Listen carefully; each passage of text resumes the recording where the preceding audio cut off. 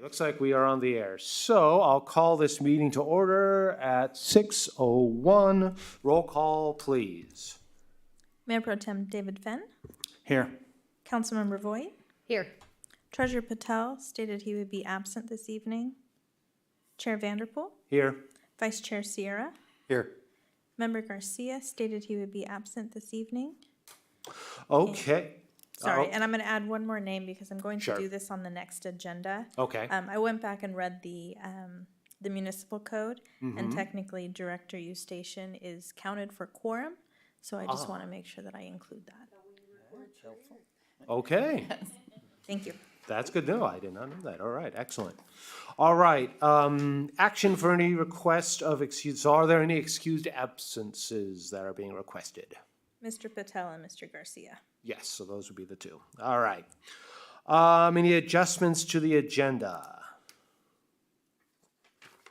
Okay.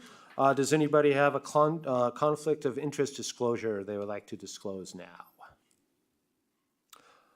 All right. Mr. Sierra, I will have you lead us in the pledge.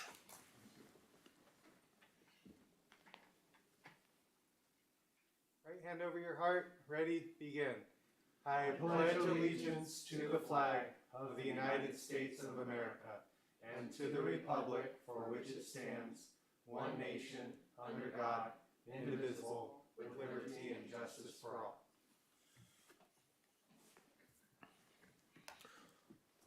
All right. So any person may address the committee on any matter not on the agenda. Are there any requests to speak? I have no written comments. Jackie, do we have any callers on the line? Nobody on the line. All right. So next up is approving the minutes.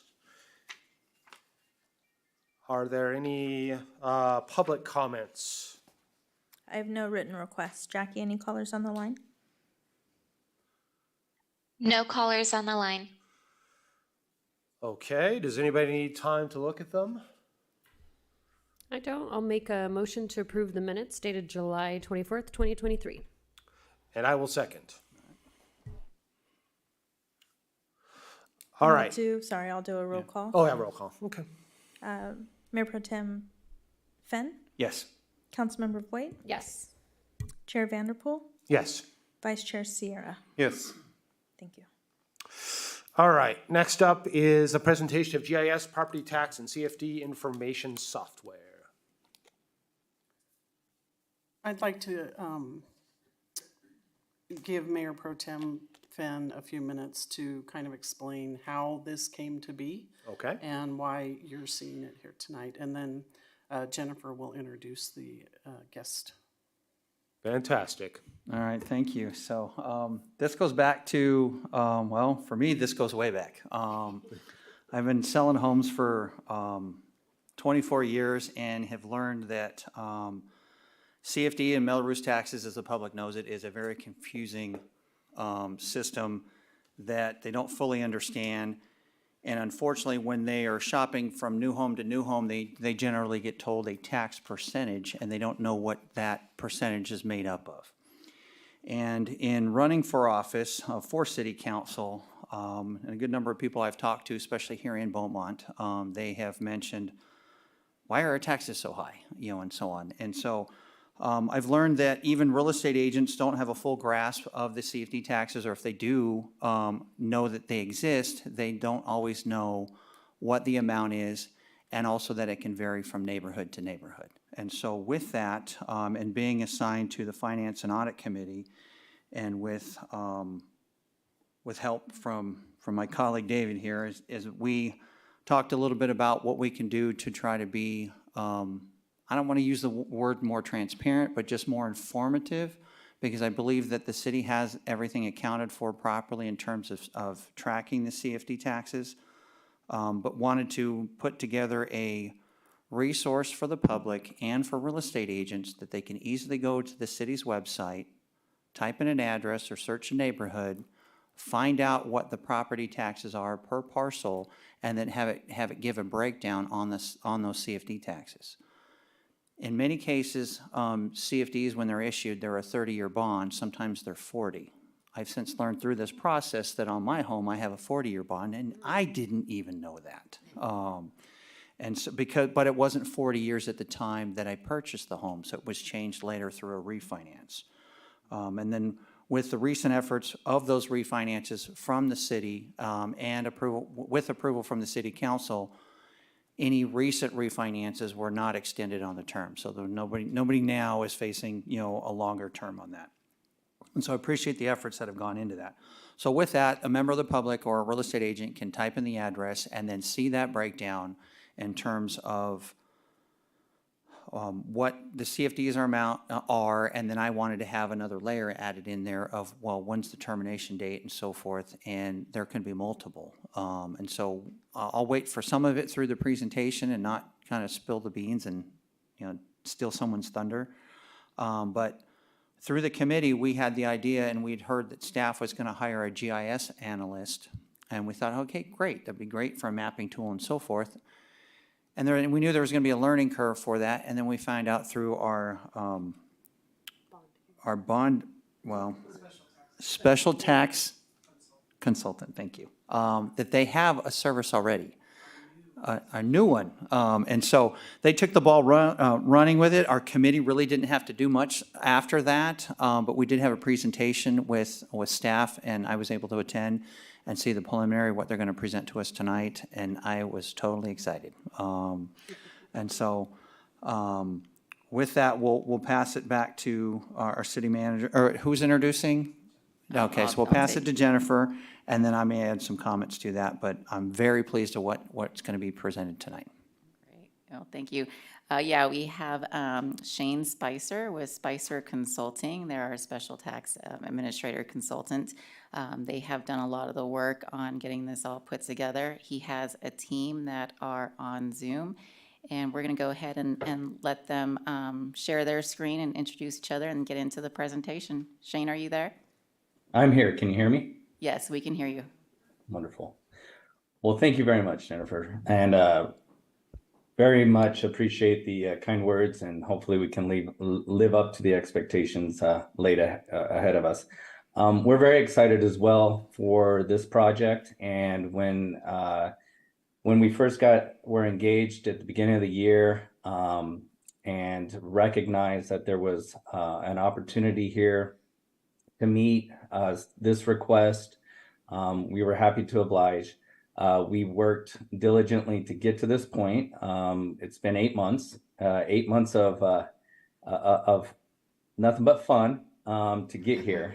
We began this process after our engagement, just starting on the regular work of transitioning the work to our system while simultaneously engaging a team that I've had the great pleasure of organizing and working with to work on this specific project. And just to give a little bit of background, and actually I'll pause for a second. We'll do a brief introduction if that's okay. And then I'm going to do a little bit of a background as to how we got here. And then Jonathan Short from my firm is going to lead us in a demonstration to step through what the application is capable of doing and what we're hoping to have available to the public in short order. So with that, Shane Spicer, Spicer Consulting. Jonathan, go ahead, and then we'll work around the room. Yes, I'm Jonathan Short. I'm with Spicer Consulting Group. I'm the project finance manager. Go ahead, Jack. Jack Kirkwright. I run GIS Enterprise for Spicer Consulting and did all the map services required for the app we're going to show you tonight. Andrew, if you would. All the way from Boston. Yes, it's late at night over here. I'm Andrew Walter with the Jones Payne Group. My role has been really the primary architect of the backend data structure that Shane has been building for quite a few years. So really put a lot of the database systems together. Thank you, Andrew. Tom, if you would. Yes, Tom Patterson with Prior IT Consulting, and I'm the system architecture design and also the lead project manager. Thank you. And John. You're muted, John.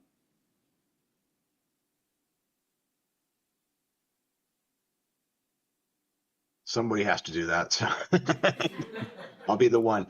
John Donahue, freelance consultant to Spicer Consulting. My role is the principal programmer for some of these newer brand of applications that we'll be showing starting with this presentation. Thank you very much. Also not with us, I also have our marketing team from Hunter Johnson and Mark Neffler, who's also helping to design the app. So we have a well-rounded team of professionals who have been very diligent in working through this project in what I would say relatively short order, and very happy to where we're at.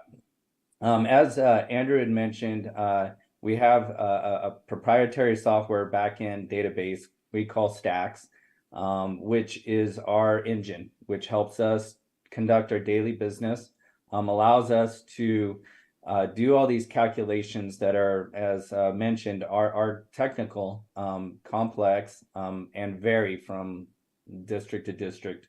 So there's nothing available off the shelf. So it's something that we, right as soon as we started the company in 2016, began developing with the intent that it's going to be our engine and our workhorse, and it houses all of our data.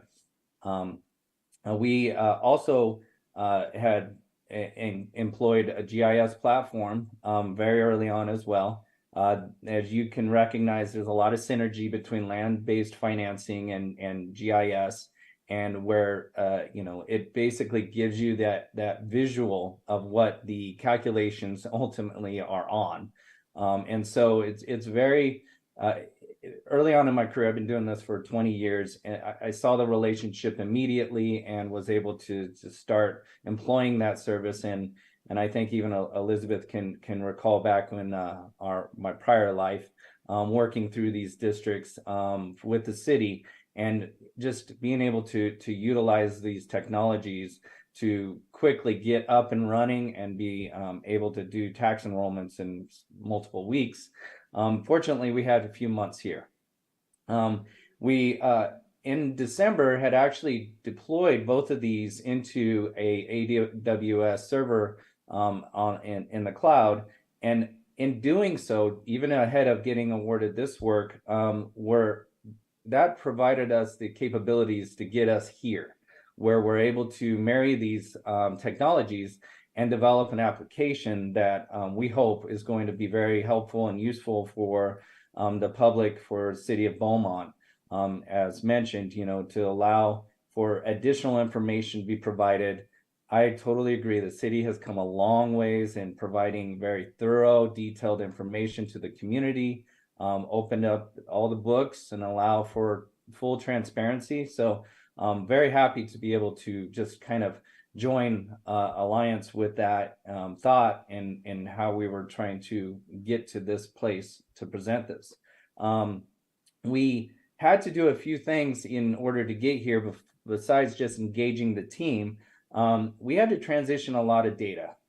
There are 78 separate CFDs. We call each improvement area their own CFD, each service its own fund number. They're pretty much all their own district.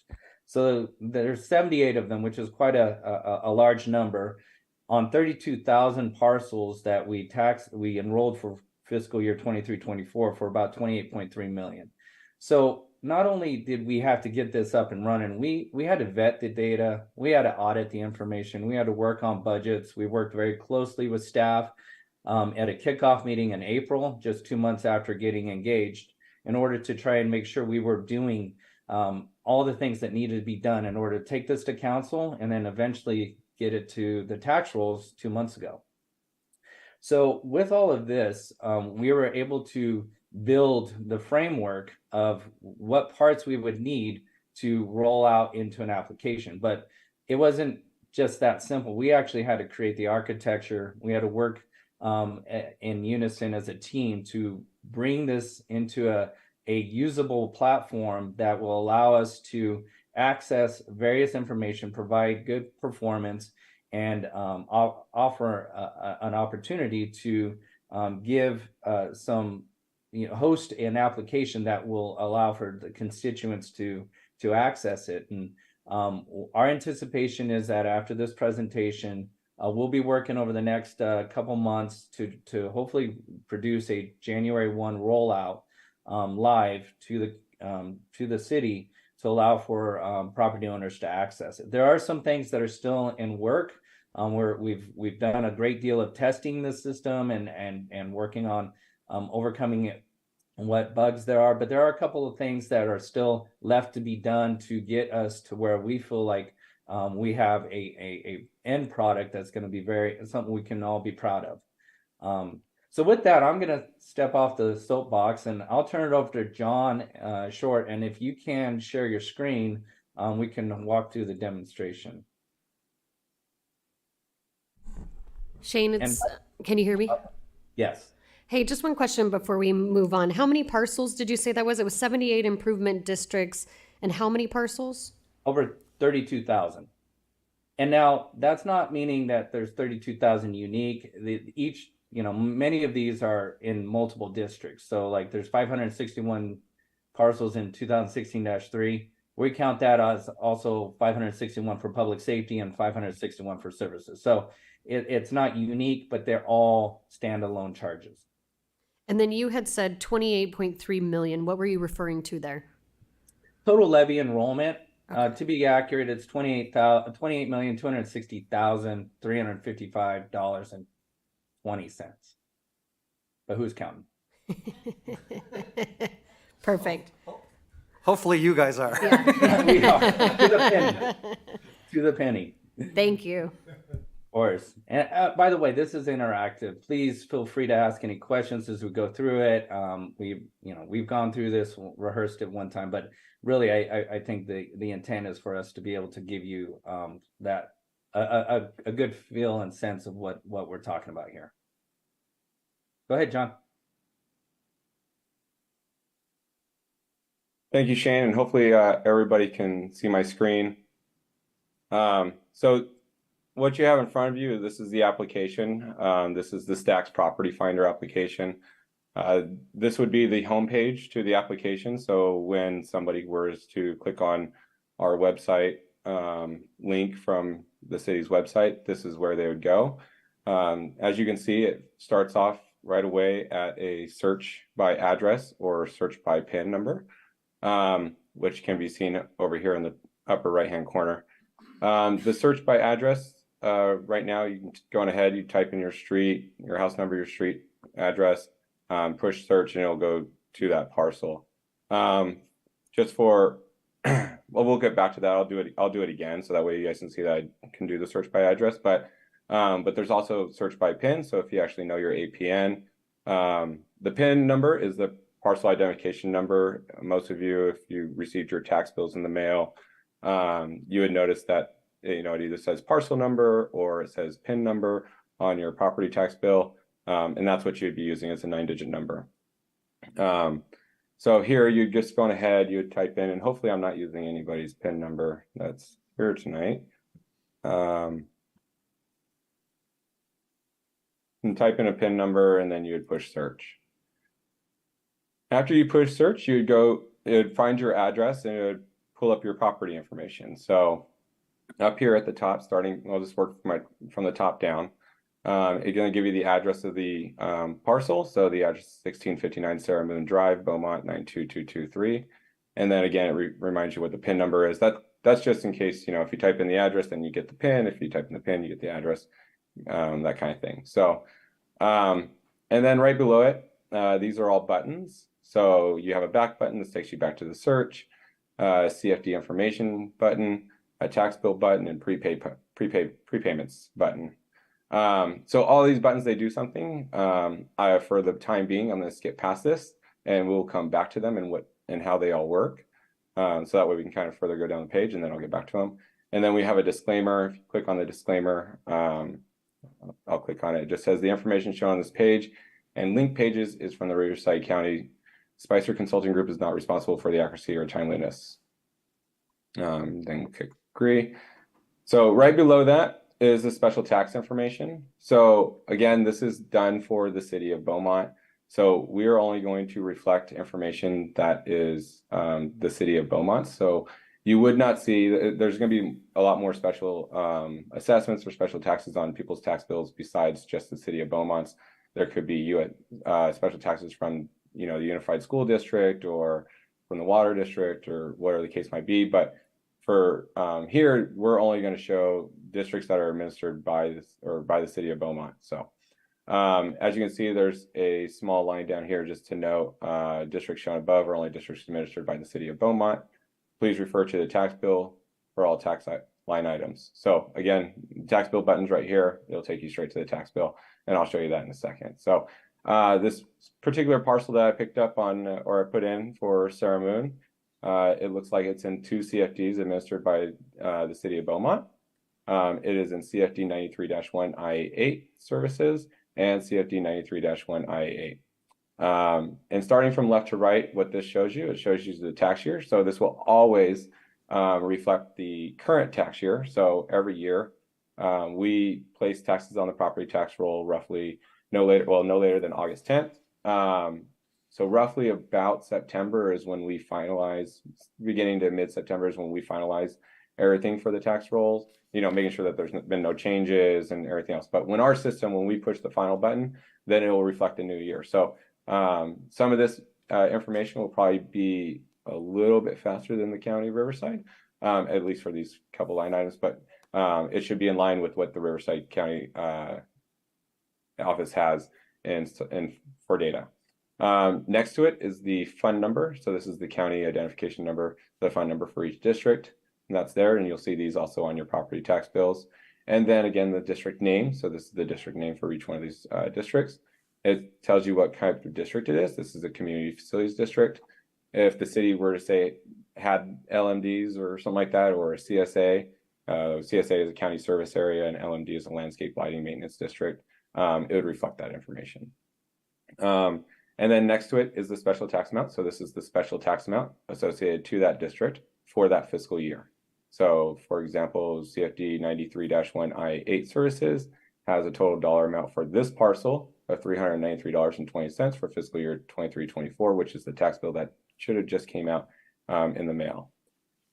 Next to that would be the district maturity. So we populate the district maturity for each one of these districts. You can see that the I-8 service district has a maturity date of perpetuity. That means it's forever, as long as the city provides services. And then for CFD 93-1 I-8, it has a maturity of fiscal year 2042-2043. A little note on these maturity years. These maturity years are the actual years that are inside of the formation documents for those districts. So when the districts are created and the RMA is created, there's a termination date that is created in those documents.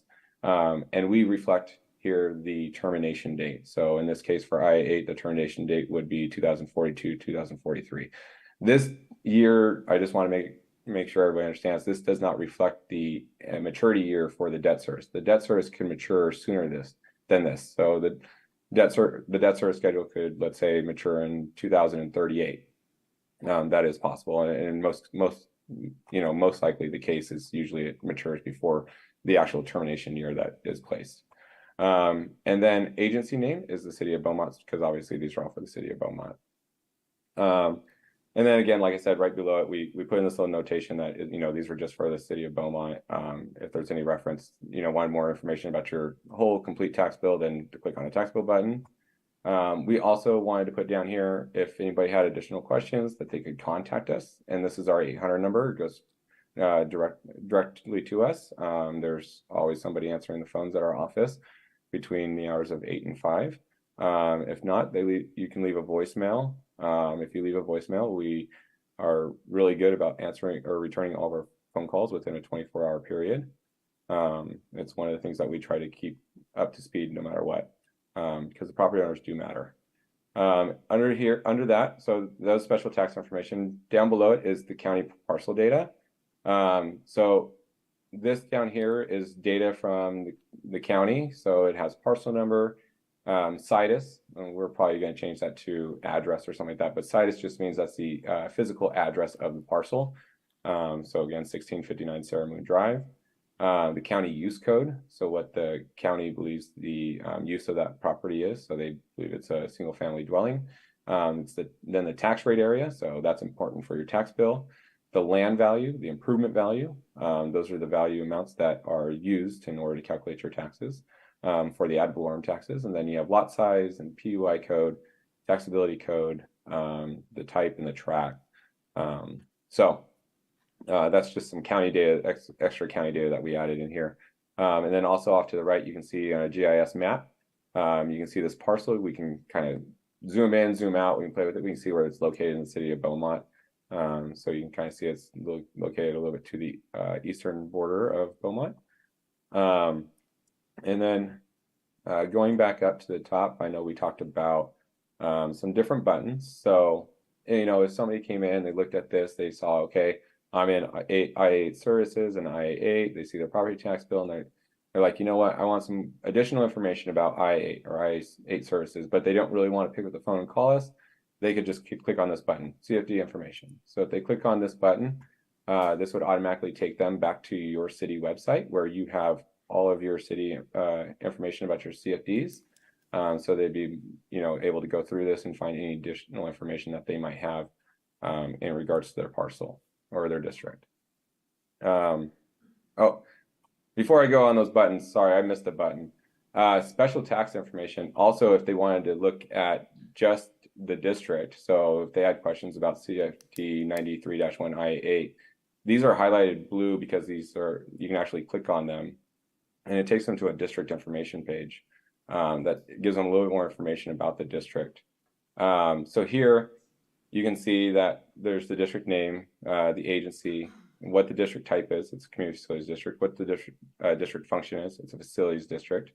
There's, if it was a I-8 services, this would say services. The status is an active district. And then escalator, what type of escalator it is. And if it had, you know, if it was like a CPI or anything like that, it would notate down the details. And if there's any additional notes that we had for the district would show up there. So, oh, sorry, 1 second, I pushed the wrong button.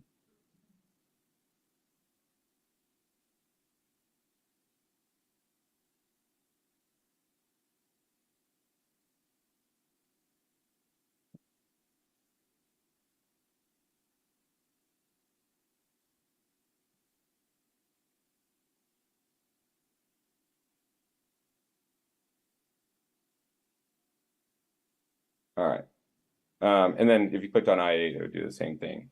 And it gives you the district boundary and stuff like that. So again, like I said, these buttons up here, if we click on CFD information, it takes you to the city's webpage and shows them about CFDs. And then if they wanted to see their tax bill, they could click on this. And this actually takes them to the Riverside County tax collector or treasurer tax collector. It already puts in the APN for them. And they can just go on here, click view account, and it takes them right to their property tax bill.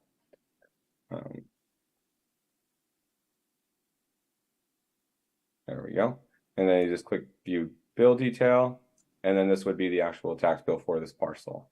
And as you can see, you know, here's I-8 services, and you can see their taxes right there. It has all the ad valorem taxes on it. It lists out all the voter approved debt on there. And then you also have a hospital measure and stormwater clean water. And then if they had questions or maybe they wanted to inquire about doing a prepayment on IA8, they could also click on the prepayment buttons because we know that's one of the big questions. They click on prepayments, it takes them right back to your website where you have a lot of information about CFD prepayments.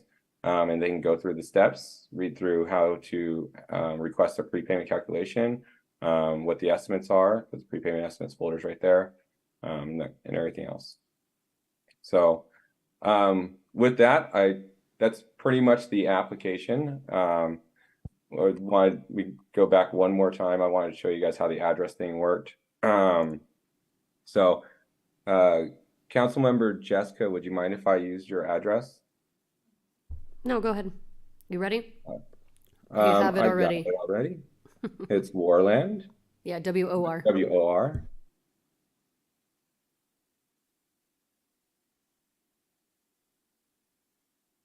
And then street. And you don't have to type in the house number, so you could actually just type in the what the street is, and it gives you all the different addresses. What would you say the 4 digits was again? It's 1432. I don't say loaded on there. Oh, there it is. Oh, my apologies for having a little glitch.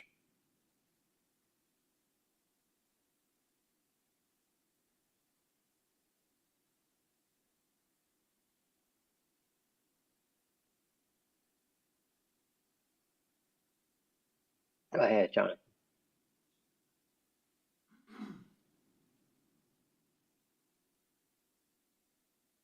All right, my apologies for that. So yes, it pulls up your address of 1432 Warland Street, Beaumont, and it has your PIN number there, and kind of goes ahead and shows you about your tax bill and your parcel data. So you can either do it by, a address search, or you can do it by parcel search. Hey, Jonathan, while you're on there, can you click on that services one there, right where your cursor's at? Of course. So this is the Okay. 93-1 IAE Services All District. right, thanks for clicking on it, because I wanted to point out with the other CFD that was, the example that was shown earlier, there was no escalator, where this one with the city services one, there is an escalator, and that's based on the consumer price index, correct? Yes, as of December. All right, very good, thank you. Of course. So the biggest question I have is where exactly on the city website would this go? Where are you guys planning on putting it, the link? Wherever it makes the most sense. It would go on the finance page. Finance page. Okay, that's what I figured.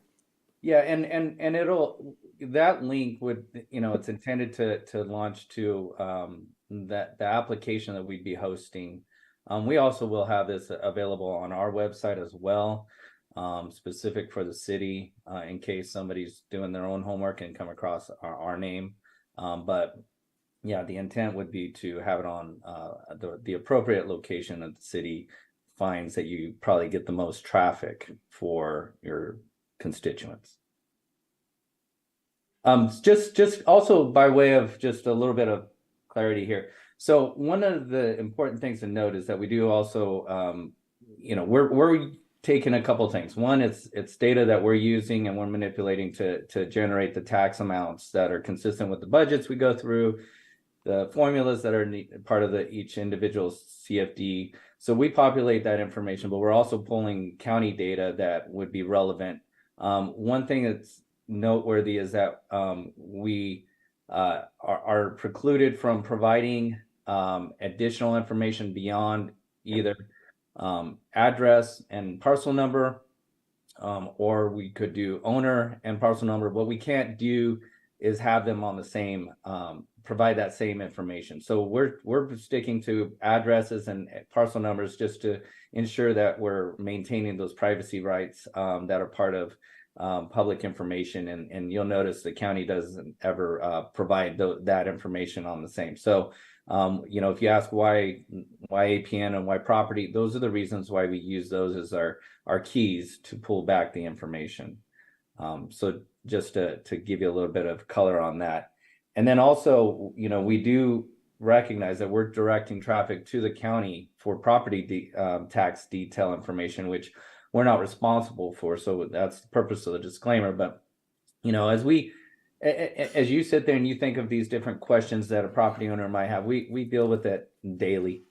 We get a lot of phone calls, not as many from Beaumont, which is a good thing, not what it used to be.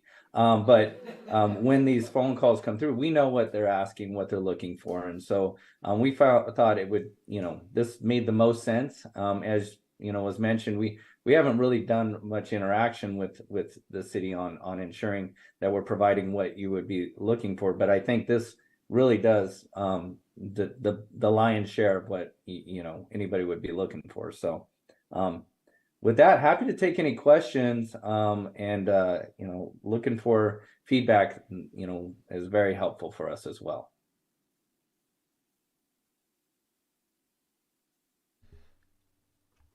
I want to leave it up to you guys. I've had a chance to talk to them, so I'd like to hear your thoughts on the matter, but I am very impressed and I was shocked at one simple little idea involved that much work. So it's great I very much appreciate the effort that's gone into this. Yeah, I think it's a wonderful idea, and I think it's, the website is very easy to use, informative. I can't find anything necessarily wrong with it. It looks really good. Yeah, I'd echo some of that as well. I think that it's user friendly. I think it's very intuitive. It walks them right down the process that they need to go through, and it answers some of the questions that they may have. I do think that potentially, I know we mention it down on there, please refer to your tax bill. I think there may be a lot of questions about, well, what other taxes do I get? Or that may come back to us. So just knowing that that may be something they ask for, but I appreciate the tax button that directs them towards that. So, and I love the map and the interactive map because it's very visual for people to be able to say, yes, that is my house. They are giving me the right information and to visualize it as well. And I agree with Councilmember Fenn about the escalator and at least being able to see that on there because sometimes that's difficult to explain. And so being able to have that up front, I think is very, very well done.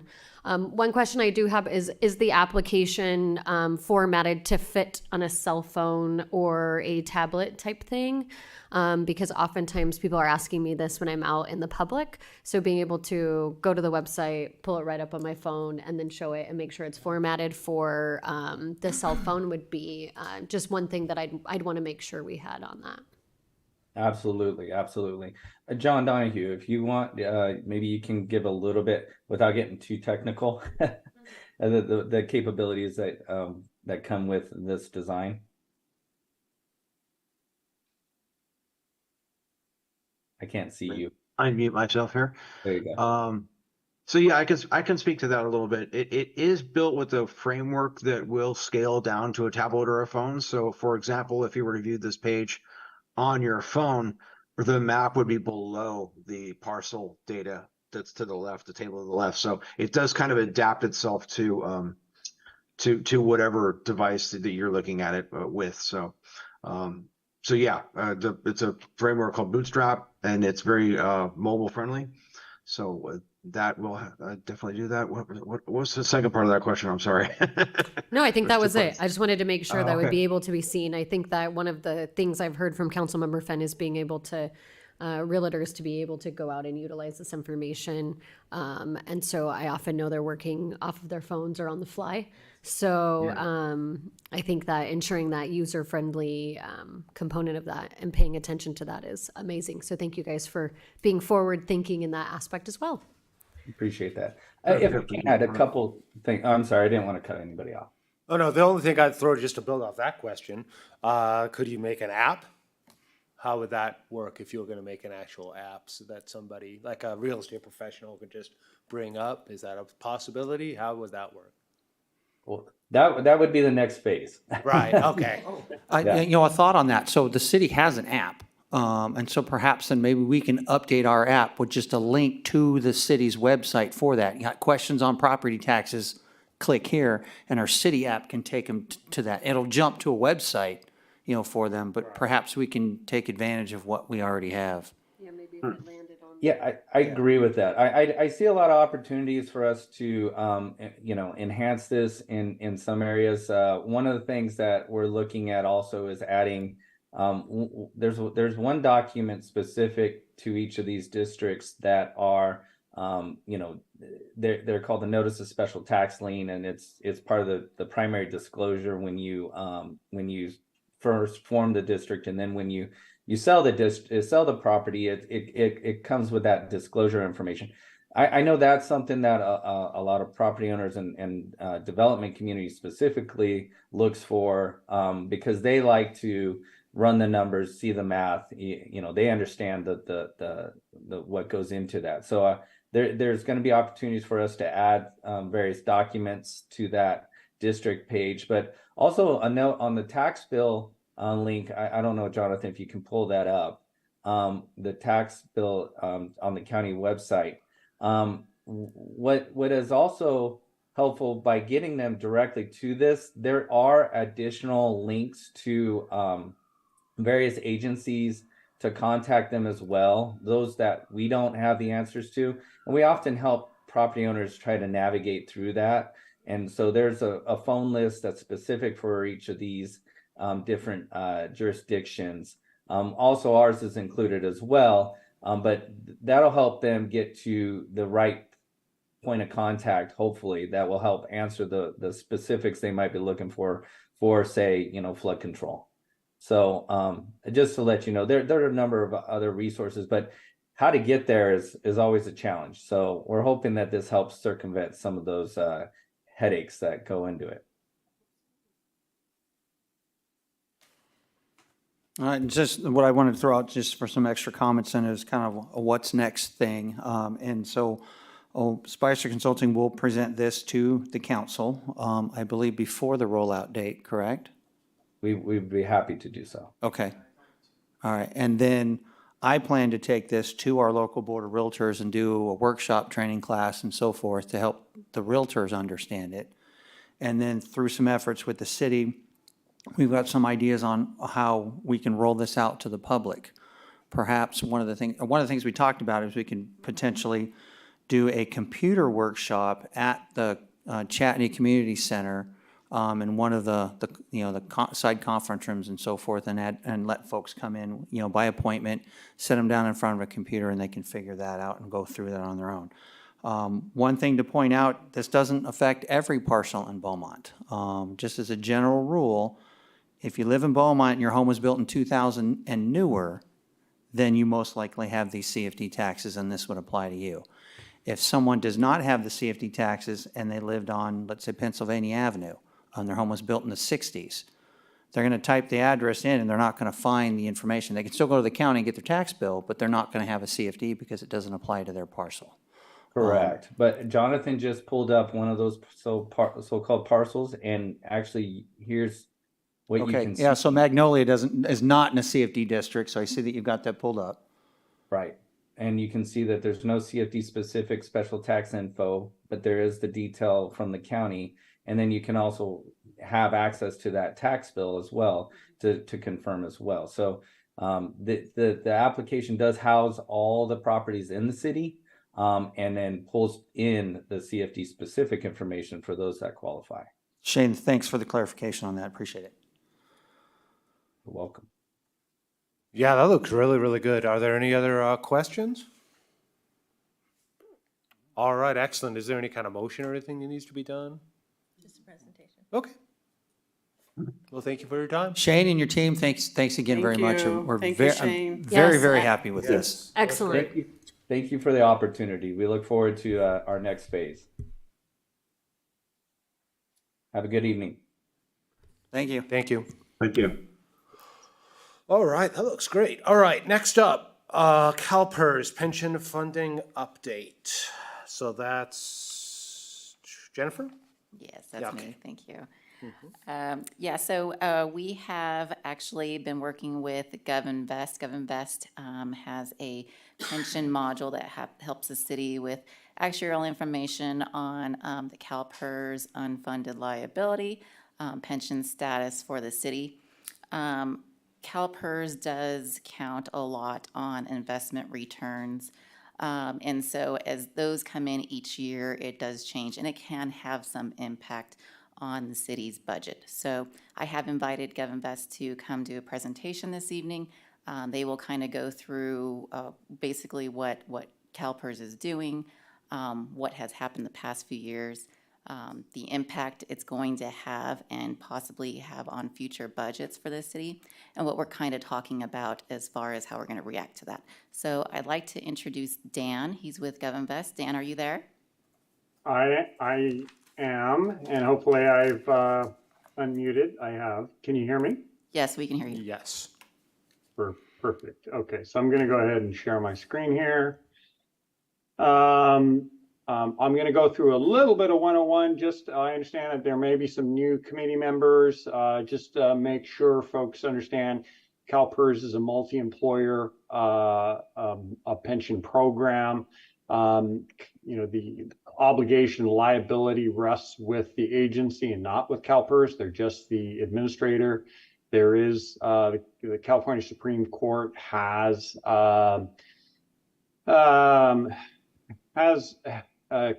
continued to uphold the promised benefit really can only be changed on a prospective basis, and then that's been referred to as the California rule.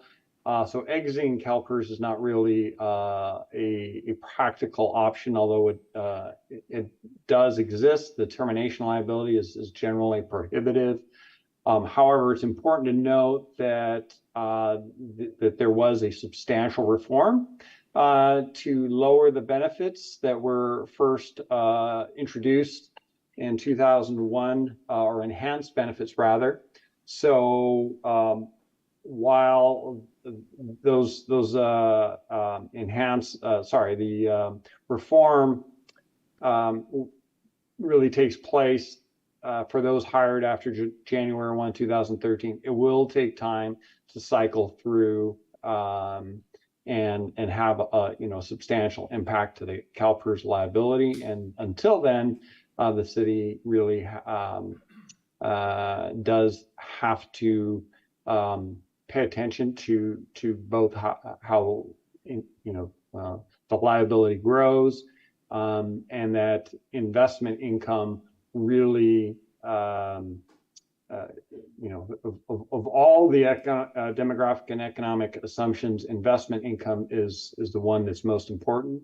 And it's important to note that really investment income is really built into the normal cost formula for agencies. So to the extent that investment earnings don't hit their target, you could see that the normal cost is really defined.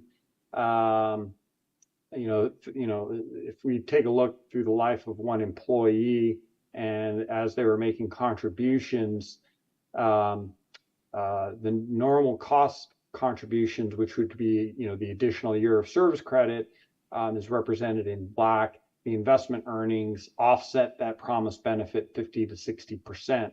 So therefore, to the extent that investment earnings aren't reached, that can have a substantial impact to the cost and affordability of the plan. And so the last couple of years, they've had some good experience and some adverse experience. So if you look at a $10,000 investment, if it was grown by the assumed rate of return of 7%, it would grow to $10,700, and then assumed that it would earn 6.8%. You can see the balance grows to 12.2. So even though they had a fairly positive experience in 2021 of or excess return above the assumed rate of return of 7%, they earned 22%. And the following year, they had a loss of 7.5%, but it was a loss, the absolute difference between what they assumed and what they lost was 14.3%. And that's a smaller loss on a larger base, so that ultimately at the end of the day, you ended up between this gain and this loss in a less funded position. And in 23, we can see the adverse experience was only 1% and only has will only have a minor impact for the district. So that's kind of we're talking about a little bit of the abstract, and we'll get to the city's actual numbers, but there's two components to the total employer contribution, often referred to the actually determined contribution. The first part is that normal cost, or the annual cost of annual service credit. And then to kind of right the ship, there's the second component called the amortization of your unfunded liability. And those two components are theoretically would get you whole, and any shortfall that was incurred between what was assumed and actually experienced, this amortization of the UAL would theoretically get you back to fully funded status within 20 years. So how has the recent activity impacted your particular agency? We can see, looking at those same 3 years, 2021, 22, and 23, when they had an experience gain of 15.4%, that amounted to an experience gain for your agency of a credit of $11.6 million. In that year, they also changed the discount rate. So you can see the assumption was 7%, and they dropped it to 6.8%, and that chewed up about 2.5 million of that credit. There were some additional assumption changes that were made that virtually offset. That you can see the net funding progress in 21 was about $9.1 million. In 22, that 14.3% impacted, created an investment experience loss of nearly $13 million, a fairly substantial non-investment loss that was associated with inflation and retiree COLAs. So even though that your COLAs are capped at 2%, when inflation was floating below 2% in the past 2 decades, retirees that didn't receive their full COLA were caught up in during this VAL cycle, and so you have a larger than normal what they call a non-investment loss, but otherwise it'd be essentially a liability loss. And you can see really the loss, at least the tentative loss that was anticipated in 23 is relatively small. And this is still a preliminary number. They should announce the final number in November. We understand that number to be closer to 6.2%. So you're even this 847,000 will shrink some when that final return is announced. And so when we look at your funded status, in total, you could see you have an accrued liability that's approaching 120 million for your retirement or pension program. And the market value of assets with CalPERS is at 82 million, is expected to grow to 90 million with that 5.8% preliminary return. And you have a trust that was started in 22, and that has grown to $2.5 million, and that puts you at a 76%. But you could see how much your funded status really, you're riding the good fortune of essentially the good or the bad fortune of the markets. So when there is a positive return experience, you could see your funded status moves up quickly, and under a adverse experience, you can see that your funded status has dropped by roughly 10%. And even with a 1% loss, just by making that self-correcting component, that making a payment on your unfunded liability, you would expect your funded status to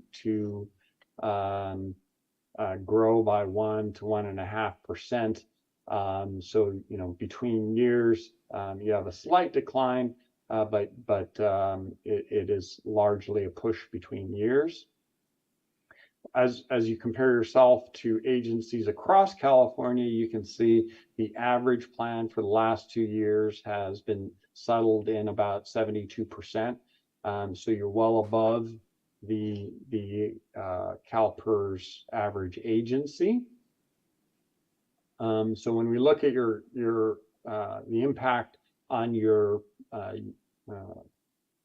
UAL amortization, you can see where, as a result of the positive return experience in 21, your UAL payment was headed downward.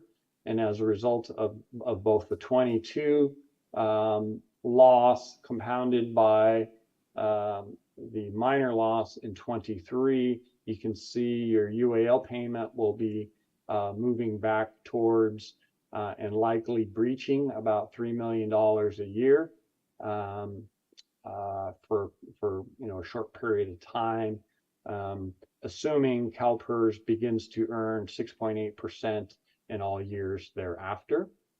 When we look at your plan costs to not only include the UAL payment, but to include the normal cost, which is that cost, that annual cost of service credit, we can see your costs for the pension plan to exceed roughly, probably about $5.8 million during this time period. And one thing to note about the way CalPERS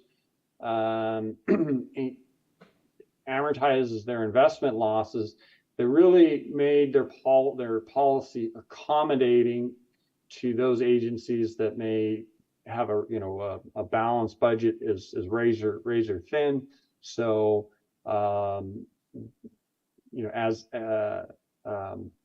if the return was the year where we had the adverse experience was announced in 2022, we had 2 years that transpired before your first required payment.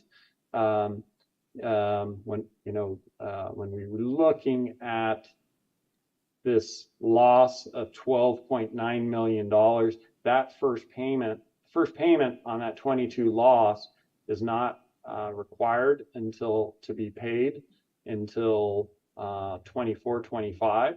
So you have 2 years that it accrues interest at 6.8%, so it's negatively amortizing, or that loss. And then to accommodate agencies, they phase in the payment on that loss over a 5-year period.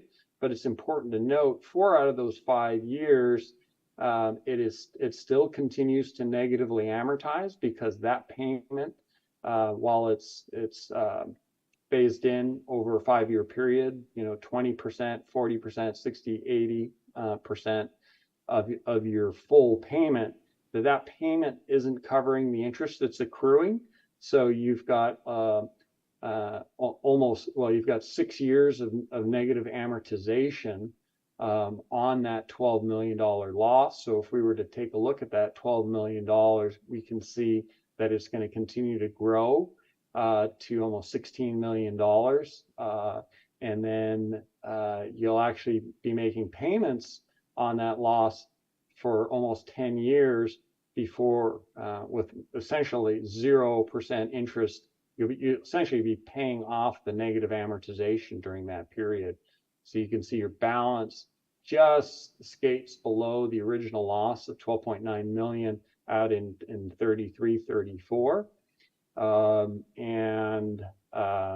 You can see that to amortize that $12 million, it will require total payments of 28 million, or an interest cost of about 15.6 million. So, while the accommodation is necessary, I like to point out to my clients that if you don't need that accommodation, that accommodating schedule does add up and cost agencies money. So, keep in mind that that is the minimum required payment. And if you were to look at several options here, instead of taking the ramped payment schedule on that 12.9 million, one of the options would be to start making payments on a level dollar basis starting in 24-25, and you can see you're shaving that payment off, by 13%. and saving about $2 million. What some agencies are doing is actually in the current year, actually trying to get ahead of that, knowing that that's a fairly big loss, appropriate money to start paying that loss a year early to shave off another year of negative amortization. And you can see that all of a sudden shaves off about 24% of the interest that would otherwise compound on that.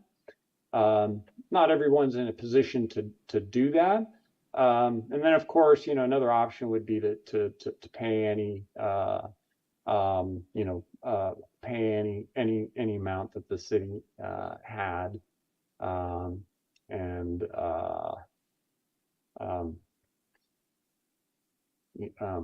ultimately, the tools that the city has at their disposal are to make those additional discretionary payments, and we can focus those payments on the near or the long term, and that's very similar to if you were making payments on a fixed rate debt or a bond obligation. There's the most savings is generated by calling the long bonds first. Usually have the longest and higher interest rate, and you would save the most amount of interest, but you would generate the least amount of near-term savings. Or you can call the shorter bonds, you're paying off more principal and you would lower the principal required. Or there's possibility of restructuring your UAL payment. We'll be talking about a volatility reserve that the city's already started. And that's to address that volatility on on the assets with CalPERS. As we've all noticed that the equity markets have been quite volatile in the last several years. And then, of course, you've kind of started in on a funding policy that will talk about potentially refining and encompassing your volatility reserve. So what I was a long-term finance director, and my mentors always told me that good finance director never runs out of money. So the first thing that you really need to cover is that preservation of liquidity and budget flexibility, so you can continue to serve your constituents as well as make payroll, keeping up with things. You can address solvency or try to derive some economic savings, as we pointed out in some of those less efficient amortization schedules, but you have to make sure that you really have the liquidity to do that before jumping on that. And that's where I think the combination of the reserve comes into place. So, as you build up your volatility reserve, gives you that peace of mind that you will have that budget flexibility to react to a big market swing. And then that gives you, once you've covered that liquidity, then you can start addressing either solvency or deriving economic savings by attacking some of those less efficient amortization bases that come up. So, I think you all know kind of the benefits of a funding policy. You've already started in on that. We're talking, want to present to you some refinements to that policy. So the last policy parameters that you really had, we're really targeting somewhere around 85% within 10 years. And I caution folks to ever really look at specific timeframes, just because the market can change in any one year. So it's just really tough to predict that you're going to have it paid off with any time, any date certain. you made a one-time contribution to the trust of 2.5 million, and then it had a policy of redefining your normal cost at a lower at a lower discount rate, which increases your normal cost contribution. That was done at a time when the assumed discount rate was 7%. So now that's a smaller amount. So some of the recommendations that I've, having seen agencies across California, a lot of them have started these volatility reserves, and I've encouraged them to really kind of look at the maximum or the minimum amount that you would want to cover some amount of budget flexibility, and then establish targets. And how would you use those targets? When would you give staff the ability to use some of that balance to either stop negative amortization on some of those bases, or perhaps provide future councils with the guidance that you've looked at this, and you don't have to relitigate the need and the purpose to do this every year. So putting that policy into place. This is just one example of a policy kind of framework that includes both your volatility reserve that sets a minimum of, let's say, 3% always on hand to cover the unexpected, but a maximum of maybe 20% of your accrued liability. If you recall, I identified that your accrued liability was approaching $120 million in 2023. So I use that as just simply as an example. So if you look at these as a percent of 120 million for the sake of illustration, your target minimum might be $3.6 million. The maximum that you would have in your volatility reserve would be about 24 million if you agreed with a 20% maximum percentage of your accrued liability. The assets with PERS that you might incur,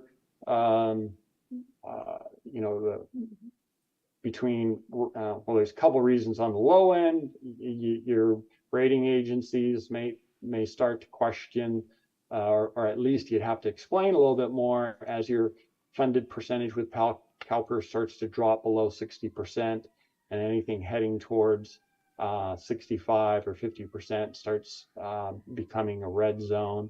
And then 90%, consider that as a potential max. Prior to the Public Employers Pension Reform Act, that 90%, there used to be a provision in that code that allowed employers to take a rate holiday, if you may recall those terms. That was eliminated with the Reform Act. So there's no practical way that CalPERS staff, if you were to ever become overfunded at CalPERS, that they could give you the money back. So that may have to be addressed at some point. So some of the CalPERS actuaries and I have been looking at saying maybe you would target no more than 90% with CalPERS, and the rest, any of the excess money that you contained, you would perhaps contain in your 115 trust, and that would give you a range of a combined funded status of somewhere between, with assuming $128 million liability, that you might look to have a combined funded status of 108 million to 132 million. And the reason I suggest considering a target above, even if you're at 100% funded status, that can change in any one year. And we saw A good example was, this last year between 21 and 22, you saw your funded status drop by 10%, and that was only a minus 7.5% loss. CalPERS has lost up to 20% in any 1 year, so that would be much more substantial loss. And then some funding guidelines to consider. If your funded percentage starts drifting down below target levels, that you may consider some automatic triggers to say, if my funded status starts drifting below 65%, I'm really going to go through some extraordinary measures to make contributions to my 115 trust. And these are some suggested percentages that you might consider. So with this sort of as a guideline, I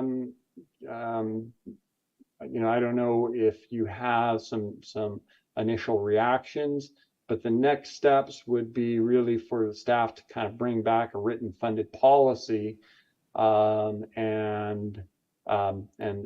also suggested uses for either the current or any prior year surplus that you may have. So I imagine the committee may have some questions at this point. I'll leave it with this page up and open it up to the floor if anybody's got any questions, or Jennifer, if there was anything that you wanted to kick in at this point. Yeah, I'm just going to add that the whole purpose of bringing this forward too is that we kind of get ahead of it. And so some of these suggestions are going to help with budget building and moving into the budget process. So that's why we're kind of trying to maybe kick around the idea of, do we start the payments early, try to save on those interest costs, and then also getting into providing the written policy so that there's guidelines to follow in the future. So with that, we'll open up to any questions. Mr. Chair, thank you. Danny, if you can bring that slide back up. Okay, so on the minimum target of 3.6 million, we were at 2.6? Where are we at now? Yeah, where are we at with now? our 115. He, at the time, for this, when we put this presentation together, it was 2.53, 2.53, around So there. I recognize that you are, in the beginning phases of your trust, and so you have about 2.5 million. So that is an indicator that you've got some reserve, but not a lot just yet, and that might be a warning sign to say, okay, before we start trying to derive some economic savings, that maybe we need to save a little bit more, have a little larger cushion before we start in on sending additional money to CalPERS to stop some of that negative amortization, for example. So this would be an indicator that perhaps you need to develop a little bit larger cushion before you started to take on those kinds of initiatives.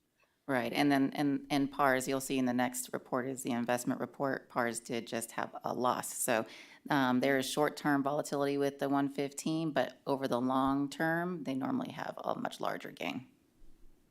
Okay, thank you. Yeah, so just one of the first thoughts I had is perhaps setting that minimum amount as recommended and finding some money to put in there.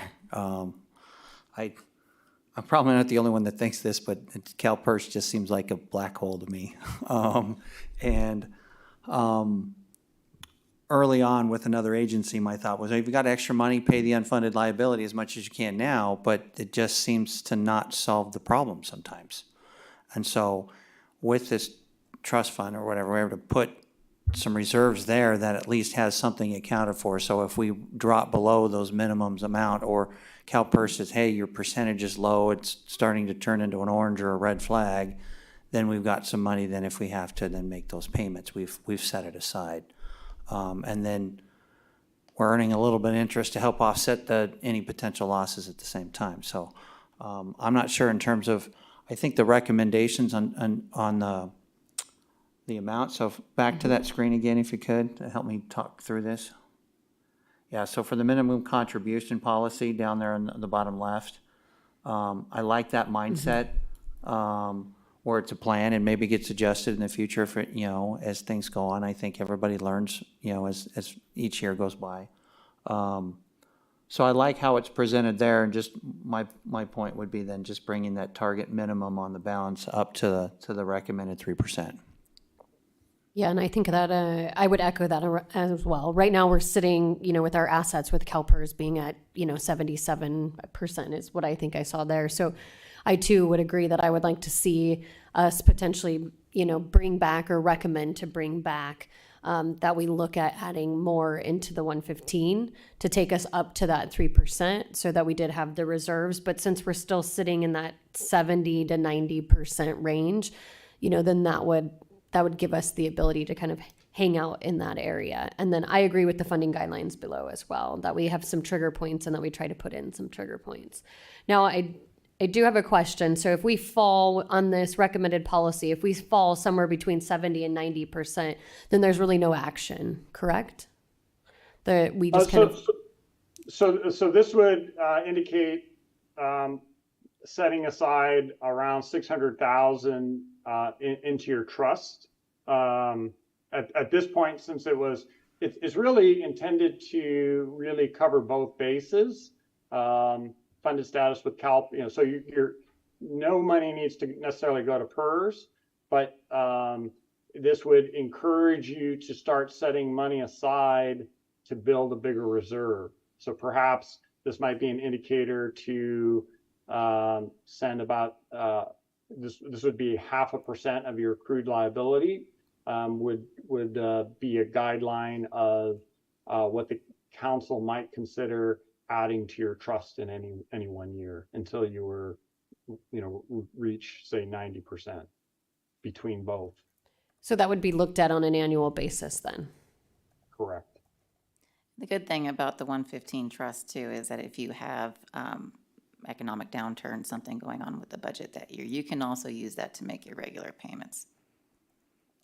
Which I think is something that we had discussed previously at council, just for kind of context for the two of you as well. That was one of the benefits of us going with the 115 trust, was because there was not necessarily a penalty. I don't know if there wasn't necessarily a penalty, but it could be used as another source of excess for us if we needed it, or reserves. That's the term I'm looking for.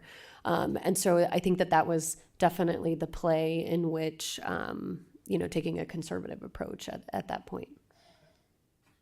So my question is, what variables move this discount rate? How does it go up? How does it go down? What ends up, what is there an algorithm for it, or how does that work? So it has everything to do with the capital market assumptions. And Okay. at the time, the CalPERS study, they once every 4 years, they test their assumptions against actual experience. And the last time they looked at their capital market assumptions, they were very concerned about where the 10-year treasury was headed. And, Okay. and indeed, in 22, was on a 40-year slide and bottomed out. The 10-year treasury in August of 22 was less than 0.5%. And I think it bottomed out at about 55 basis points. So when you have 30% of that portfolio earning less than 0.5%, the investment team's like, well, how do you get back up to 7%? And in fact, they said, well, based on where fixed income is, that we think our current portfolio could only support a discount rate reasonably expect over a long term to be to earn 6.2%. The board pushed back on that and said that's going to cause too much pain for our constituents. Go back and find a policy or find a portfolio that would support a discount rate of at least 6.8%. But now, so post-pandemic, post stimulus, post inflation, interest rates have risen precipitously. Right. In fact, about 5.25% percentage points, since March of 22. CalPERS is, noted in their their July meeting that, well, had we done the experience study now with the benefit of knowing where fixed income rates would be, that it would support a discount rate of at least 7%. So it's important to note in November, they're taking a look at, they're bringing this back way ahead of schedule to take a look to say, do we want to, and there's two potential ways. They could either pull some of the risk back out of the portfolio, or they can potentially change the discount rate. So my question is, let's say they change the discount rate. Can we go back and change how do we respond to that? So what would happen is it would so if you change the discount rate, they would assume that there would be a lot more investment earnings. Right. We noticed to offset your liability. And so you would have a positive experience related to your discount rate. And so what would happen is your liability assumes, embedded in this assumed, this is discounted, the future projected benefit obligation is much higher. This assumes that you will continue to earn 6.8%. Right. If that increases, then so your liability would come down, your funded status would increase. So all of this, and that's why I think it's important for agencies really to base their policies on their accrued liability versus their unfunded liability. So this, even if you're at 100% funded, I have clients that have their accrued liabilities $1.8 billion or more. And so they think they've conquered it, but they're really just holding on to the dragon's tail. And as the markets move on $1.8 billion,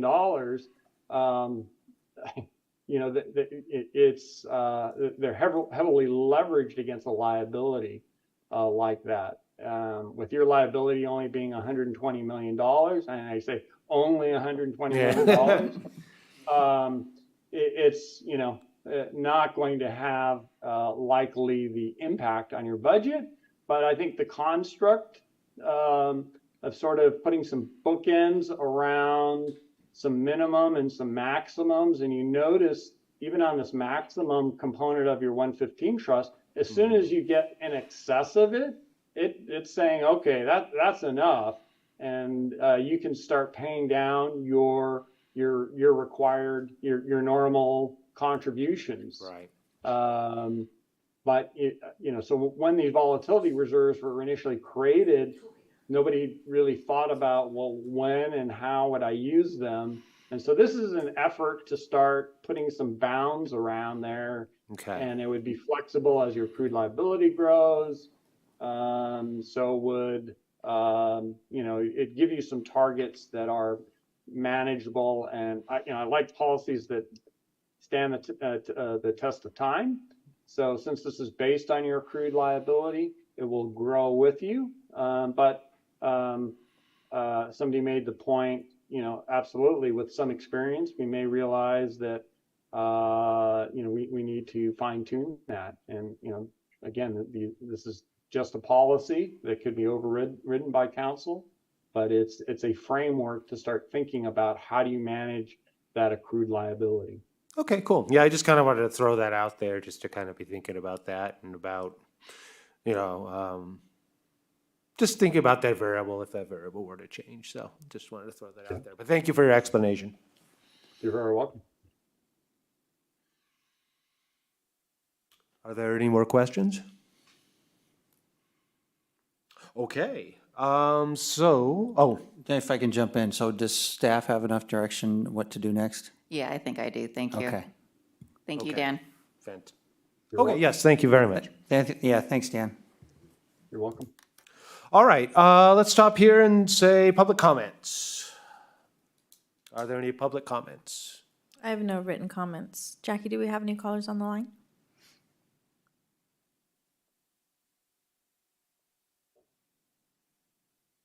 Jackie, are you there? Sorry about that. I couldn't hit my unmute. No callers on the line. Thank you. All right, so with that being said, let's move on to the 24 first quarter cash and investment report. Yes, thank you. Within the staff report, you'll see that we have the first quarter cash balances are presented. And then we also have balances for your cash at the different various banks and also for the investment portfolios held at US Bank, Leif, and PARS. We have total earnings for the quarter at a little over $1.6 million. That does include the reported loss within PARS for their investment earnings of a little over 74,000. Activity for the portfolio for the first quarter is there were laddered CDs purchased from BMO Harris Bank in August. Laddered being that they have different maturity levels. So 2 million will mature January 2024. You have 1.5 May of 2024 and 1.5 August 2024. And those are all earning about 5.27% interest. With that, there are a lot of attachments to this report, and I'm available to answer any questions you may have.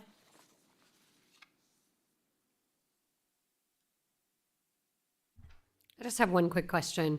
Once the CDs mature, do we then bring it back to look at CD purchase again? And I'm assuming these are like on a yearly, and these mature at a year.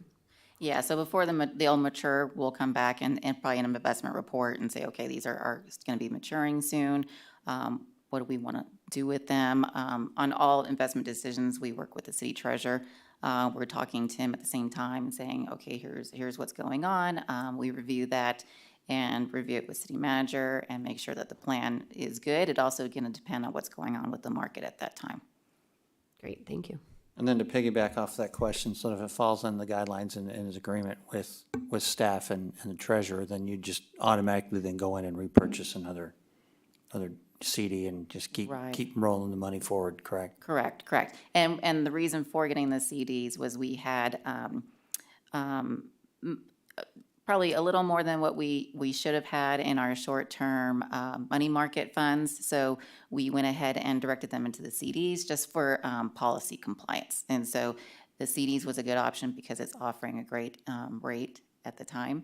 So we can always re-review that as it comes out. And you guys are comparing do we want to do a little bit better rate for a longer term, or let's go a shorter term where it's a little lower rate because we might use the money later on, or for sooner than expected. Right. Well, and doing the different maturities too kind of gives you the advantage of dollar cost averaging, right? So not having everything all come up at the same time and maybe having to reinvest at a lower rate. So you can ladder that out. Good strategy. Thank you. Yes, definitely a good strategy. Any other questions? No? Okay, fantastic. Go Sorry, ahead. if we can jump in. Do we need to receive and file and vote on that previous one? And then we should probably do the receive and file. It had both. Yeah. Do they need to vote on that? That's up to you. I thought C3 was more of a direction, but. Yeah. Okay, all right, I'm good with that. So then on this, I'd move to receive and file. Yeah, receive and file for this one. I'll second. And if I could, just before we take the vote, I just want to check and make sure we don't have any callers on the line. All right. Jackie, do we have any callers on the line? No, there are no callers on the line. Thank you. Okay, and I'll do roll call. Mayor Pro Tem Fenn? Yes. Councilmember Voigt? Yes. Chairman Vanderpool? Yes. Vice Chair Sierra? Yes. Thank you. All right, so next up is first quarter budget updates. And so that's Ms. Eustachian again. Um, Oh, no, it's Ms. Chair, before you hear Ms. Eustachian's report, I want to explain why staff is in the audience tonight. Okay. So this fiscal year, I started a new policy. I implemented a new policy with the executives.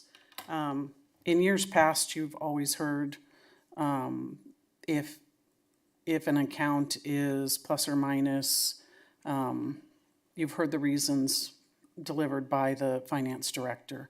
As part of succession planning, I am now requiring executives to be present tonight to let you know directly from them what's going on with their budget.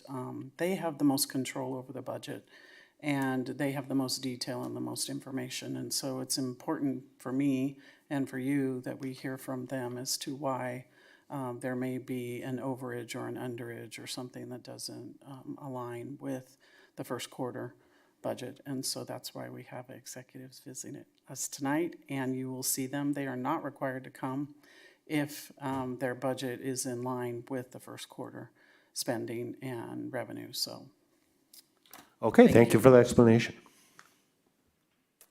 Okay, so I have my presentation pulled up on the screen.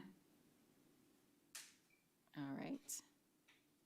So we're going to go over first the general fund revenues and then expenditures by department, general fund expenditures by category. Then we'll get into the wastewater fund and the transit fund. So first we'll start with a general fund revenues. And so far, as of September 30th, we've collected 10% of budgeted revenues. Most of the general fund revenue budget is from taxes, and property taxes usually recorded in December and May. Sales taxes received in monthly advance estimate payments, and then a quarterly actually cleanup. To date, we have only received the July payment. Other taxes include motor vehicle in lieu, and that's received in February and June, as well as utility users tax, which is received monthly. Miscellaneous revenue is highlighted because we record the investment earnings in the general fund. And then we have to do an entry to allocate those out to the respective funds. And we use the cash balances at the end of the quarter, and it's a calculation. So we have not done that entry yet, so that's why you see it larger than what it actually will be. And then the other financing sources, that was a misposting that we have since corrected, and that's actually at a zero balance. One quick question, is that where you would expect us to be currently? Is that average for years in the past? It's normally slower, especially with the taxes, because all the government agencies are working on closing out their books and, you know, the prior fiscal year. So you play a lot of catch up when you go into the second quarter. Okay. Thank you.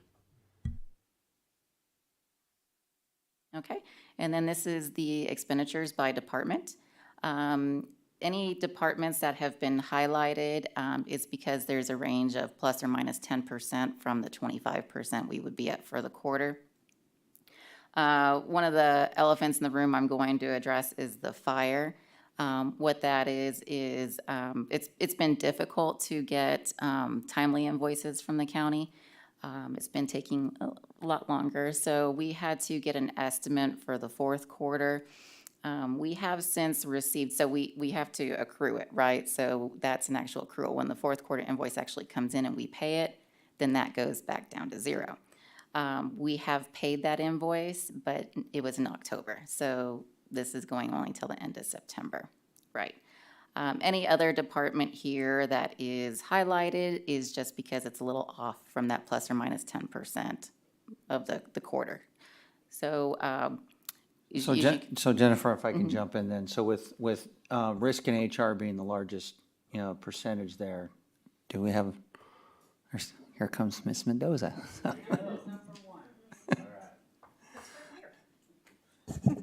Gotta make it worthwhile. Absolutely. I would be. If I gotta sad show if- up, you gotta I would be talk. sad if I sat in the back of the room. You didn't ask me why I was already 60% spent when I should be at 25. Our annual insurance premiums are due at the beginning of the fiscal year.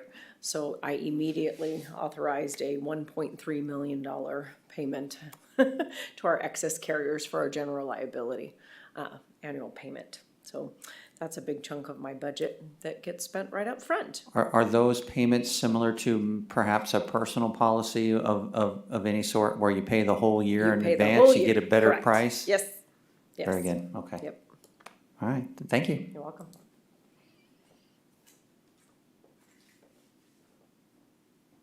That's the only question I had so far. Okay. I guess the other one I would throw in there, you're confident that you're gonna stay within budget? Okay, cool. Okay, you want me to move forward? Okay, yeah. Okay. Go ahead and move forward. All right, so then this is by the type, so expenditure type. And again, you can see the contractual service and operating has the credit balance from that fire invoice. Personnel is at 23% of the current budget, so that's within where it should be. Operating is at 12% and capital is at 9%.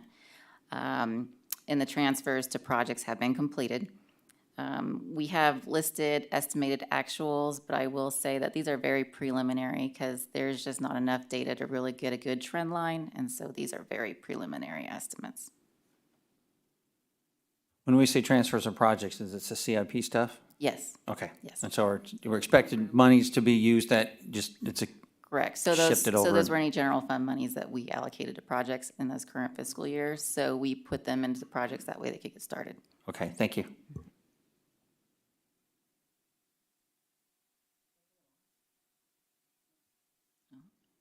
Okay, and then moving on to wastewater. So wastewater revenues are collected in arrears. So the July billing is accrued back to prior fiscal year, and the first billing for fiscal year '24 was collected in September. Billing is completed bi-monthly, and as of September 30th, the wastewater fund has collected 16% of its budgeted revenues. The other revenue sources are, as you can see in there, are some return check fees. They're minimal. Miscellaneous revenue categories, interest earnings, which will be posted once the allocation has been completed from the general fund, and cost recovery hasn't collected anything as of yet. Wastewater expenses have personnel at 22% of the budget, operating at 13%, equipment at 22%, contingency at 19%, and the transfers at 5%. Transfers are for your debt service payment. Debt service payment was made in September, and then we'll be doing a lot of that recording in this current month. And we do have our wastewater director, Thaxton, if there's any questions. Is that transfer done on an annual or is it biannual? How is that debt service payment paid? So debt service is principal and interest in September, and then you have an interest payment in March. Okay, very good, thank you. I do have a question for Thaxton. Thanks for being here. So our proprietary revenues, that's the sewer bills that go to each of the users? Is that where that revenue comes from? That's correct. Okay. And then are we seeing, with that number being lower than what's expected for the quarter, and I know we bill every other month, is it just because could it be off a little bit, or are we seeing any signs of the economy slowing and people falling behind on their bills or anything like that? It's a lot to do with the accruals and the accrual process, and so the first one you normally see is a little bit lower than you would expect, and then it kind of catches up by the time you get the next reports in. Okay. All right. She answered my question. Thanks, Tim. Anybody else? Is our rate increase included in this? Is that effective? It was effective for the September billing. Okay, so Right. We don't bill for September until November. November, right? Okay, Yep. very good. It's behind. I saw it on my bill.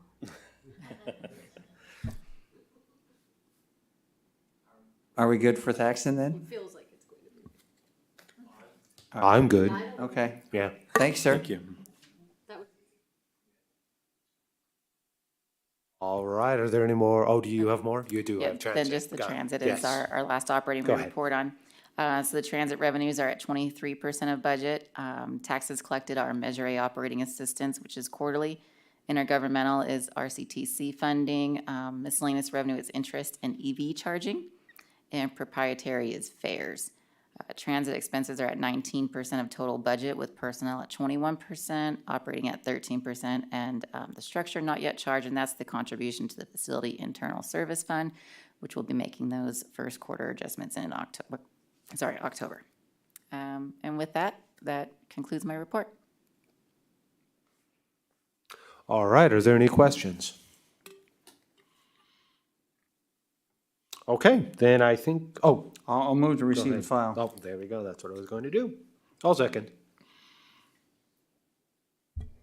I'm gonna check with the phone lines really quick. Jackie, do we have any callers on the line? No, there are no callers on the line. Thank you. Mayor Pro Tem Fenn, Yes. Councilmember Voigt, Yes. Chairman Vanderpool, Yes. and Vice Chair Sierra. Yes. Thank you. All right, next up are subcommittees. So we'll just go with these one by one. Let's see, we'll start off with CFD training and FAQ. Obviously, Councilmember Fenn and doing a great job there, getting that the CFD website up and running there. Is there anything you'd like to add as regarding that? No, that'll cover it, sir. Thank you. Okay, fantastic. All right, so internal control committee. Now I'm trying to I think it was on a That was as-needed as needed. basis, Yep, and we that is haven't had correct. any need yet. Okay. Question on that, sir. For staff, I know the audit's underway, and when do we expect some results? And then obviously it would probably come to us before council? Yeah, I was actually going to update that on my finance director Okay. comments, but I can then do I'll it ho- now. No, okay. All right, whatever you want. So, yeah, so what, we have, our auditors came out the week of October 10th, and that was when they were doing their field testing. They are currently working on everything right now. We're hoping to get a draft, and the staff will review that draft, and then we'll have to call a special meeting with the Finance and Audit Committee to review the draft. We're hoping that'll be, probably try to be on the 4th, the same, 4th Monday in November, and be able to review that with this committee. If there's any changes, now you can't really change the numbers, those are audit numbers, but if there's any changes within any of the language or anything within the report, then we can make those changes, but we will hope to bring back a final draft to council the second meeting in December. Okay, and then the purpose then of that committee, if there's any findings in the report that can be resolved, that committee helps oversee that process, correct? Correct. All right, very good. And then just to verify, that would be not the 4th in November, which would be Thanksgiving, it would be the 30th then, It would be the week. or the of- 16th, which would be the 3rd. And this is depending too on when we get the draft, but we were hoping to look at, we were thinking the 27th would be, Sorry, I'm supposed to be looking at Mondays, not Thursdays. I don't know why I looked at a Thursday, but Monday. Okay, so the Yeah. 27th. we're hope, that's kind of what we're going by. If it's, we can try to have it sooner, but it all depends on when we actually get the draft statements back from the auditors. Okay, very good. I just And then wanted we'll to, just have an email out to everybody to confirm. yes. Correct. All right, great. And then the other thing is RFP is on an as-needed basis. Does anybody see any need for changing that? I did want to have a little discussion about that. Go ahead. So we are having some difficulty in getting subcommittees together. Okay. And that's delaying some of the contract awards. Okay. And so this was a council direction to have a RFP subcommittee. So we kind of wanted to bring this up to kind of have a discussion on if we want to have a statement back to council on the RFP subcommittee.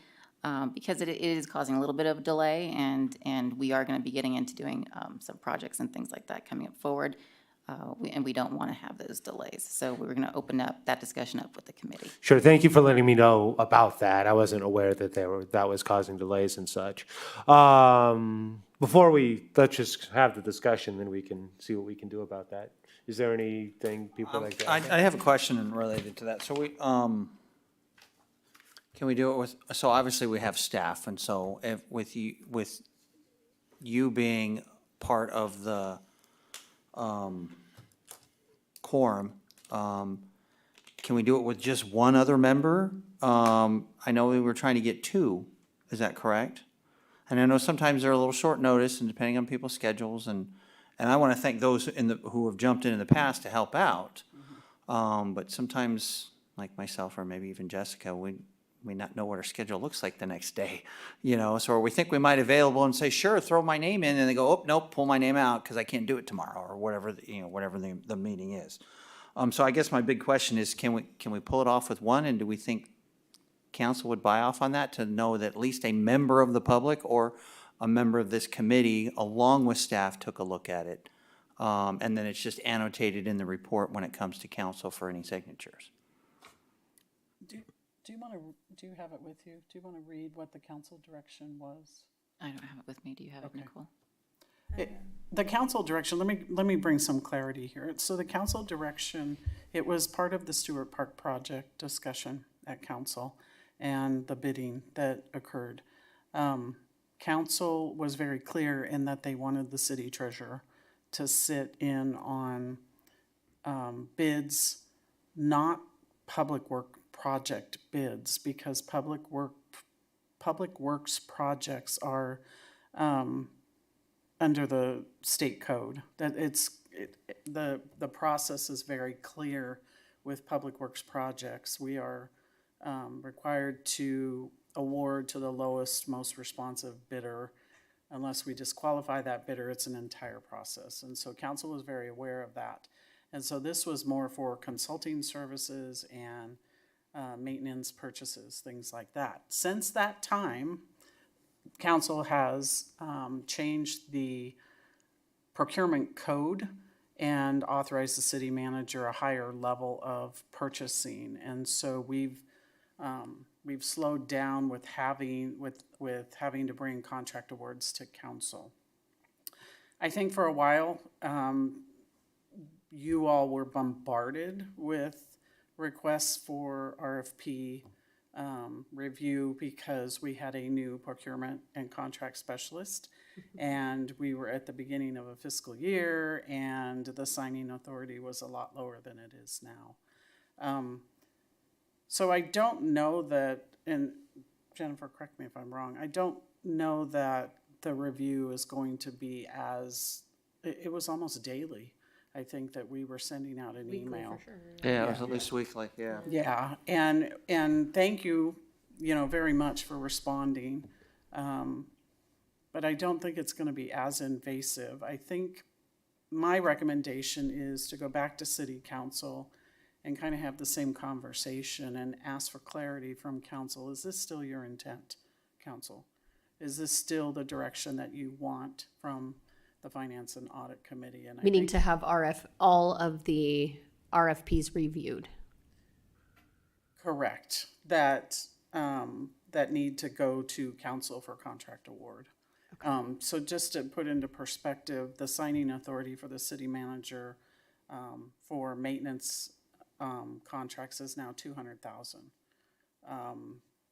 Supplies, $200,000. Professional services, $75,000. And so there's not, we still do the bidding, but it's not a formal bidding package that goes out on public purchase, which is a web-based software. What I would recommend for this body is that we go back to city council and have this same discussion and ask for clarity. And unfortunately, the city treasurer couldn't make it tonight. He really is on the hook. Council's direction was city treasurer and one other member from the board. I was going to suggest, I come from the world of being on call, right, as a nurse. So I was going to suggest maybe we do a monthly call. So like we all have a monthly rotation and we know that we're up for RFP on that monthly rotation, and that may bridge the gap to aid in the treasurer. So it would be the treasurer along with whoever has the month. I know I'm RFP for that month. So, we could have the clerk keep track or create the monthly schedule, and she would send out the email to that respective person and coordinate. At least with one person's schedule, it's a little easier than a bunch of people, right? Or hoping for volunteers at that point. I don't know. I was going to offer that up as a bridge. Well, I know, so basically what you're saying is that the treasurer needs to be in on the meeting, so we need one other person, right? I enjoy doing them. I find them informative. I mean, I'm perfectly fine to be on that subcommittee, to be the other person on the subcommittee. The only thing is that sometimes I can't make it. I'm happy to do the vast majority of them, but obviously sometimes things. So is there any way, I'm fine, it could be me, it could be AJ, and then we just have some sort of rotation if I can't make it? Okay. Like an alternate? Like an alternate. I'm perfectly fine with doing that. I actually enjoyed. But we can go to council. I think going to council is a good idea to get direction, and then we can come back and have a further discussion here about what that looks like. Okay. And I'm comfortable letting council know the discussion was held here and this is what the committee is recommending, that Right. the chair and the treasurer. I don't want to speak for the treasurer. So that's really one of the things that council needs to revisit. Okay. Because Sure. we have a different treasurer now. The other thing I might suggest, if it makes it easier for you as the chair, we could have a standing time and date where I would just ask the department heads to be ready. Oh, that might be a Oh. good Yeah, that would idea. be very That would helpful. probably That be was- very that- helpful. That's Yeah. probably the answer to the question that I was gonna have next, Right. which was, it seemed like when those rash of ones come in, they were a short notice. Right. And obviously, as you get through the pile of work, then you may have more advance notice on the next one. So the more time, or if there's a set time, hey, RFPs are every second Thursday of the month or whatever, or if it's more frequent than, Thursday at noon, or I don't know, whatever time that's picked, And I'm not for keeping staff late, but sometimes when you deal with public volunteers, if it's the end of their day, from work and they can get here at 6 and staff has to stay a little longer or something, then maybe we make that happen at the same time. That, that's not always in the middle of business hours, that maybe it's first thing in the morning or in the evening, early evening, that maybe it opens schedules up a little easier. Or Or just Zoom a option. suggestion, but oftentimes the more advanced notice, the more people can adjust and accommodate that. Yeah, I totally agree with that. I think that would make it much easier if we had a specific standing time. meeting. And so that way, if I know I won't be able to make it on that day, we can figure out what we're going to do there. Same thing with AJ, and we could just kind of go. And then you can line up a backup a lot easier too, and then maybe that backup's not needed. If you knew you were gonna be out on a particular scheduled meeting, we fill in for the backup, and then staff, can either report, You can keep going. do we have one for this meeting or not, and, Yeah, no RFP this meeting, no reviews for this one. yeah. And I obviously know that sometimes short notice, emergency type ones come up from time to time, but, And those do, and I would ask that when those do, that, and maybe that goes to the whole group, yeah, like we've been doing. Okay. Yeah, Yeah. okay. Okay, yeah, but I think going to council and getting some clarification, I think is a good idea, so. So when we come to council, so then are we all in agreement that the recommendation would be to find a regularly scheduled meeting? And then Yeah. we're telling council we'd like to do that, and then ask the questions about who needs, if the treasurer needs to be present in each one and so forth, correct? Okay, thank you. Yeah, I agree with that. Thank you.